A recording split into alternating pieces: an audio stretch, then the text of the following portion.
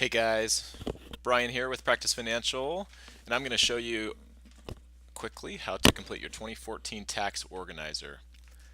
All right, the first step in the process after you get an email from Chad is to go to your Net Client Portal. Now, the Net Client Portal is where you normally come right off the PFG website, right here to get in and see your pay stubs, financial statements, everything that you'd normally see. Click here, get into your Net Client Portal, and you'll see in orange a task for you here that says your tax organizer is ready. Click on that link and you'll see the tax organizer come up.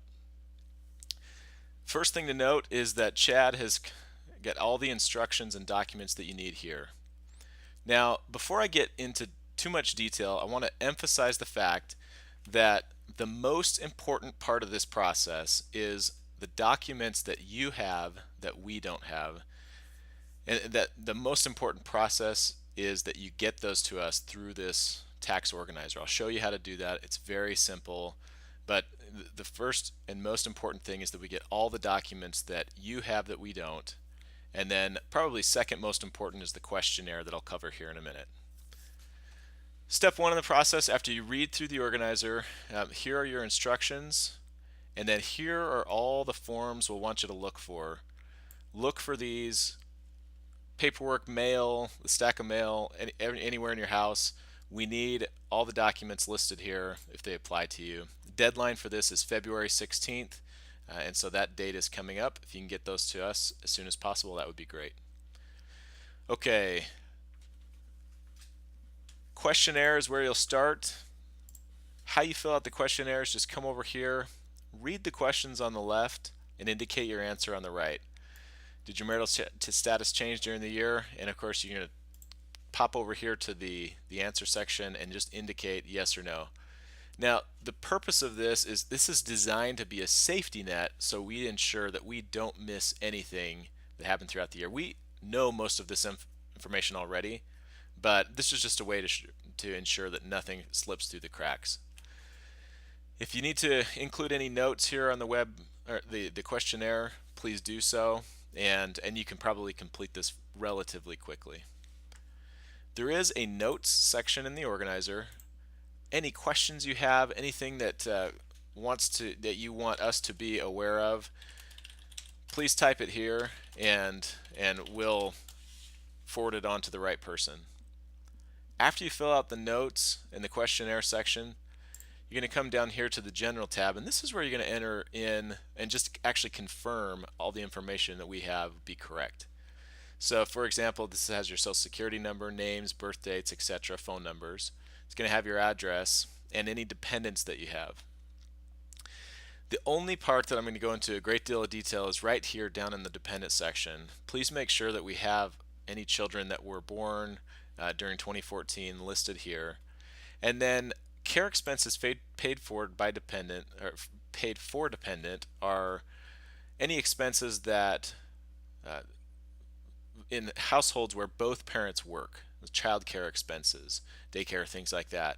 For most of our clients, most spouses are employees, and so this question will apply. So I wanted to call this out. Double check your personal information is correct. Make sure we have your correct contact information, email, phone number. And then if you're going to get a refund and you want it to go anywhere other than the bank that we already have on file, this is where you would check that. The rest of the tax organizer is in the last four sections: the income, education, itemized deduction, and state sections. And I'm not going to go through these in detail other than to show you what is in here. And these are the sections that are going to say, hey, here's what we have. We have some W-2s and a K-1 from your business. Do you have anything that we don't have? So for example, if you have a spouse that worked outside of the practice in 2014, she worked at Gap over the Black Friday holidays, for example, you'd say, yes, I have this W-2, you type that in, type in who the employer was, and let us know that it's attached. Now, let me show you how to attach documents. You're going to come up to this top left-hand section up here, and you're going to click Upload Tax Documents. Should look pretty familiar. You click the upload button and you're going to click the little green plus add files. So I'll pick a file here that I say I want to upload, and I'm going to, after it's listed there, I'm going to click the start upload button. It'll take a moment to upload that file. You can see the progress bar down here to see how that's coming. Once it's uploaded, you'll see it here in the document section, and you'll know that it's available for us to use on your tax return.